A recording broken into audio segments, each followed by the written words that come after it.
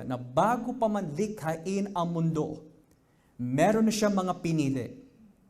At ayon po sa Roma 8:29 hanggang 30, lahat ng kanyang pinili ay kanyang tinawag.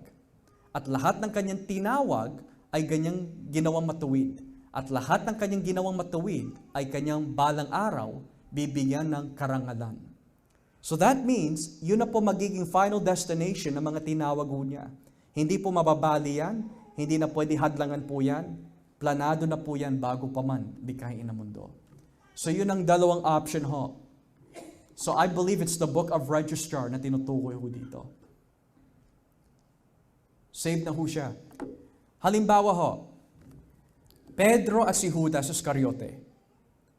Parehas po sila alagad po ni Kristo. Pero nung nagkasala ho si Pedro, bago man ho siya nagkasala, sabi po ni Jesus sa kanya, ninais ni Satanas to sift you like wheat.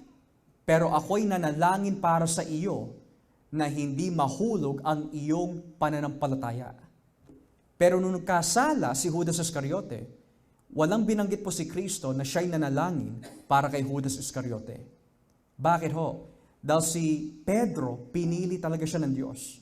Si Judas, pinili din siya, pero pinili siya bilang anak ng kapahamakan upang matupad ang kasulatan at matupad din yung kaligtasan para sa mga taong pinili po ng Diyos.